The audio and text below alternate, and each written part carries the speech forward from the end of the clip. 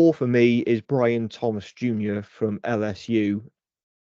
Just an absolutely insane athlete. He ran a 4.33 40-yard dash at 6'3" and 209 pounds, which is mightily impressive.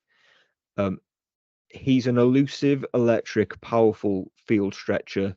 He has elite vertical threat, elite size, elite speed, and I think he's versatile enough to operate from the slot and from outside. He's smooth, he's fluid, but he has electric movement skills. Fluid when in space, as I just said. Ball tracking out wide is absolutely exceptional. Hands are extremely clean. You can make fingertip catches downfield and snappy in and out of his breaks. The problem is he basically just ran vertical routes at LSU because of his flexibility in turns and his speed and his skill set. I think he has that skill set to do more. He just wasn't asked to do it. So I'm banking on the fact that he can. He just wasn't asked to. But as I said, that flexibility and that speed, I think, allow him to operate more. And he did only have 1 year of production at LSU, but LSU churn out receivers, so there's no surprise that he had to sit for a while before getting his opportunity. But boy, did he take it! I think Brian Thomas is a exceptional receiver who's up there as probably a top 20 pick. That's being conservative as well. I think he's 100% going to the top 20. I was going to say, I think he might even go higher than that. Yeah. He's number 4 for me as well. So that shows how good the rest of the class is if he's at number 4. I kind of notes I had. I think the thing that you talked about was that over-the-shoulder tracking on deep balls is really very good. I think he had a lot of it.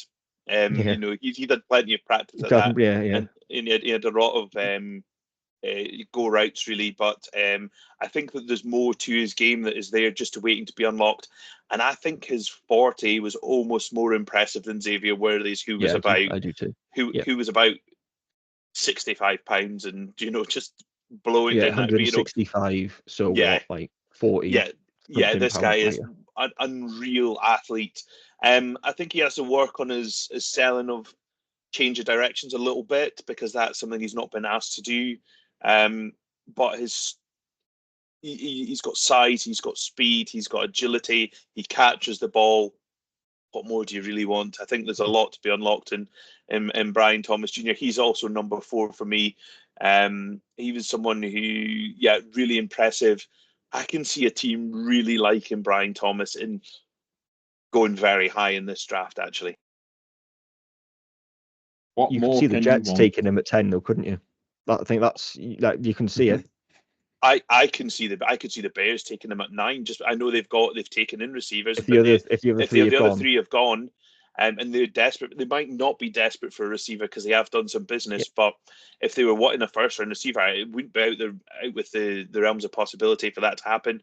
Could your Falcons take him as high as 8? You know their record is for taking skill position players.